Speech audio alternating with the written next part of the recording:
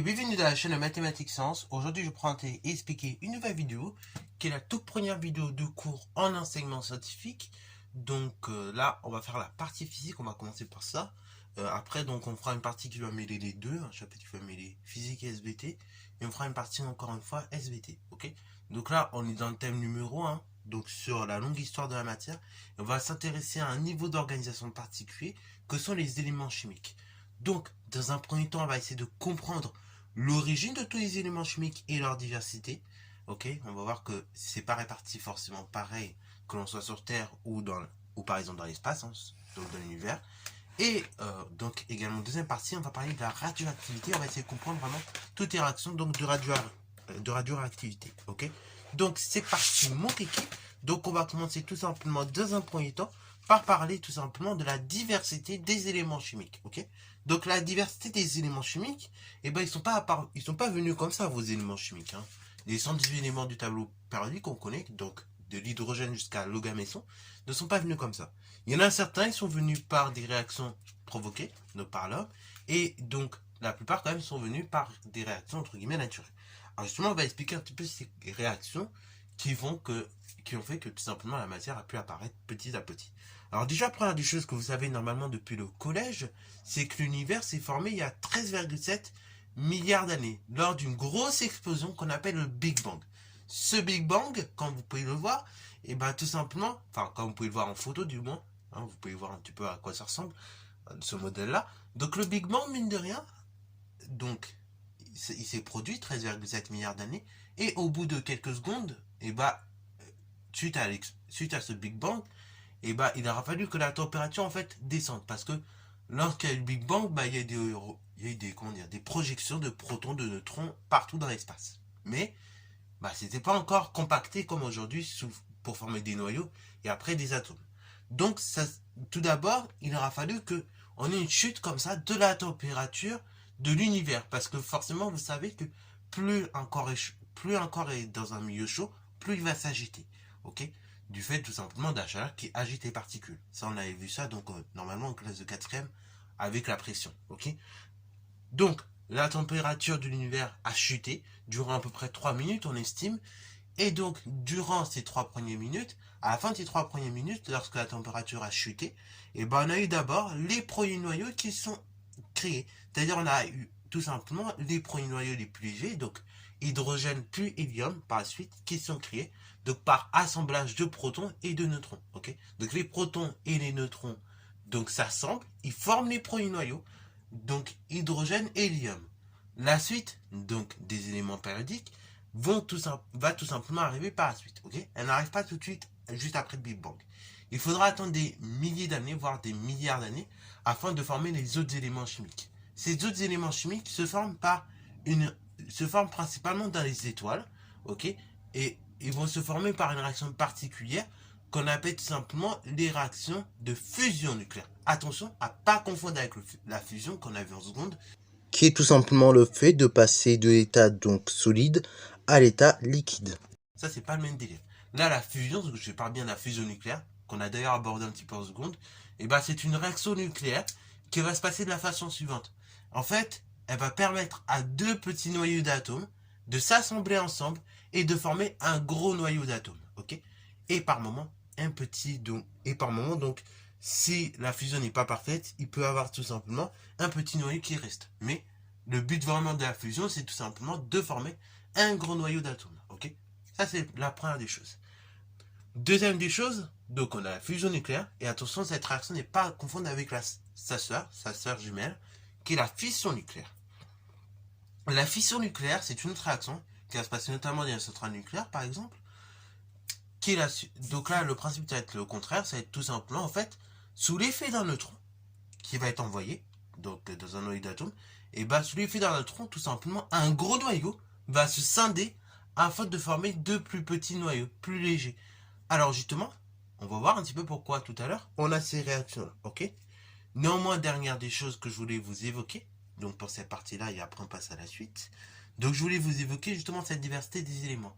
Donc, comme je vous l'ai dit, les éléments chimiques se sont formés dans les étoiles par fusion nucléaire. Donc vous avez compris un petit peu le principe. Hein. deux petits noyaux d'atomes qui s'assemblent ensemble pour former des gros noyaux. Alors jusque-là, donc dans les étoiles, on a pu former jusqu'à 26 éléments chimiques différents, c'est-à-dire jusqu'au fer en fait, ok. Donc des éléments chimiques qui comportaient jusqu'à 26 protons, ok, voilà. Au-delà, on n'a pas pu former grâce aux étoiles. Et même actuellement, les étoiles, lorsqu'elles forment des éléments chimiques, même encore aujourd'hui, alors je vous parle, et ben elles peuvent former des éléments chimiques n'allant jusqu'au vert. Mais alors pourquoi on a alors 118 éléments allant jusqu'à l'ogaméson? Tous ne proviennent pourtant pas des réactions nucléaires provoquées par l'homme. Non, en effet. Et justement, ça va être lors de d'autres phénomènes un peu plus particuliers, tels que les supernovas et les explosions d'étoiles. Lorsque les étoiles arrivent en fin de vie, et ben elles vont se contracter tellement fort qu'elles vont faire des fusions beaucoup plus conséquentes et former des noyaux beaucoup plus gros. Ok, des noyaux beaucoup plus gros tels que par exemple des noyaux d'uranium, d'or, et ainsi c'est là que vont naître tout simplement les autres noyaux d'étoiles. Ok, enfin les autres noyaux des autres atomes. Ok, allant jusqu'à l'ogaméson. Ok, mais si certains pareil ont été fabriqués par des réactions nucléaires qui ont été provoquées par l'homme. Mais en tout cas, c'est ça le principe. Ok. Alors, cette diversité des éléments, néanmoins, elle varie. C'est-à-dire que la répartition de ces éléments chimiques dans l'univers ne va pas être la même que si on est sur Terre, dans les êtres vivants ou encore dans l'univers. Dans l'univers est essentiellement constitué des deux éléments chimiques suivants, donc les plus légers, c'est-à-dire tout simplement hydrogène et hélium. Pour la Terre, c'est un petit peu plus complexe, un peu plus varié. Donc on va retrouver par exemple du carbone, de la silice, on va retrouver également donc du magnésium, de l'oxygène, du fer et donc de l'hydrogène. Ok, bravo. Bon, carbone on va retrouver mais très peu. Ok. Les êtres vivants, donc la composition va être assez simple à retenir parce que ce sont tout simplement ce que j'ai appelé en quatrième les atomes permettant d'avoir la vie, puisque c'est à cause de ces atomes-là qu'on a pu avoir la vie sur cette planète. Hein. C'est à cause d'une atmosphère composée de ces quatre atomes qu'on a pu avoir la vie. Donc, chez les êtres vivants, on va trouver essentiellement du carbone, de l'hydrogène, de l'azote et de l'oxygène. Ok, bravo. Ok, donc CHO. D'ailleurs, ces quatre atomes que je vous dis, hein, donc carbone, atomes de carbone, hydrogène, oxygène et azote, ces quatre atomes-là, on en reparlera un petit peu plus tard, mais ils vont avoir un rôle particulier pour nous en chimie, puisque ce seront les atomes de la chimie organique, tout simplement. D'ailleurs, vous pourrez regarder des molécules constituant le vivant. La plupart du temps, dans les molécules, on va très souvent retrouver beaucoup de carbone, beaucoup d'hydrogène, un petit peu donc tout simplement également, enfin beaucoup d'oxygène également, et après un petit peu d'azote. Ok, bravo. Ce sont les quatre principales, on va dire, molécules organiques. Alors, néanmoins, donc la radioactivité, donc on a vu que la radioactivité, bah, ce sont des réactions finalement naturelles et que ce ne sont pas des réactions si dangereuses que ça. D'ailleurs, nous-mêmes, dans le corps humain, et bah, par moment, lors de certaines opérations, par exemple avec l'IO-223, et bah, on va provoquer comme ça des réactions nucléaires. Ok, bravo. Alors justement, déjà, pourquoi on a des éléments qui sont tout simplement dits radioactifs? C'est dû en fait à la chose suivante, c'est dû tout simplement à un noyau qui lui-même est radioactif, c'est-à-dire un noyau qui est tout simplement instable, ok. On dira qu'un noyau instable, c'est un noyau radioactif. Et donc, en fait, pour tout simplement gagner en stabilité, il va avoir différentes réactions. Donc, soit il va émettre des particules alpha, c'est-à-dire tout simplement qu'il va éjecter des protons de son noyau pour s'en libérer. Soit il va tout simplement émettre des particules bêta. Donc là, des particules bêta, au contraire, bah, notre noyau d'atome va avoir un de ces nucléons transformé en un autre nucléon. Je rappelle donc petit rappel au niveau de ça, des nucléons. Donc les nucléons, ce sont tout simplement les éléments présents d'un noyau de l'atome, c'est-à-dire donc tout simplement protons et neutrons. Ok. Attention, il n'y a pas d'électrons dans les nucléons. Quand je parle des nucléons, c'est essentiellement d'un noyau, protons et neutrons. Là, on ne parle même pas à l'extérieur, donc tout simplement du noyau. Ok. Voilà. Bon, revenons maintenant à notre noyau radioactif, donc des différentes réactions qui peuvent se faire. Et puis également, donc, la plupart de ces réactions, la plupart donc de ces émissions de particules alpha et bêta vont s'accompagner tout simplement d'une émission de particules gamma, donc des particules gamma, donc qui seront donc éjectées sous forme de rayonnement et donc tout simplement donc non seulement de rayonnement mais également d'énergie, ok, afin vraiment de rendre l'atome plus stable, ok, nos noyaux d'atomes plus stables. Et donc c'est un phénomène qui est naturel, qui est aléatoire, donc on ne peut pas le prévoir non plus. Mais si néanmoins, et ben justement, un noyau radioactif va tout simplement suivre une loi, ok? Une loi particulière qu'on appelle une loi de décroissance radioactive.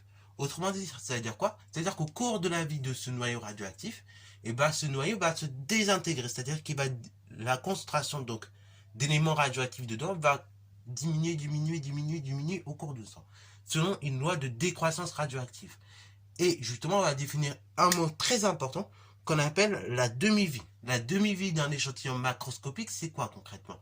C'est tout simplement la durée pour laquelle la moitié des entités chimiques de radioactifs se sont totalement désintégrées. Donc c'est la durée pour laquelle on a la moitié des noyaux radioactifs qui sont désintégrés. Okay, donc ça veut dire qu'au bout de deux demi-vies, attention, là j'insiste fortement là-dessus, parce qu'il y en a beaucoup qui tombent dans le piège en contrôle, ou même dans les exercices, c'est-à-dire qu'au bout de deux demi-vies, eh ben, il restera il va pas rester il va pas encore diminuer de moitié le nombre, comment dire, le nombre de noyaux radioactifs. Il va pas diminuer de moitié de sorte à obtenir zéro. Non, sinon, on n'obtiendrait pas cette courbe que vous pouvez voir d'ailleurs juste à votre droite. Non.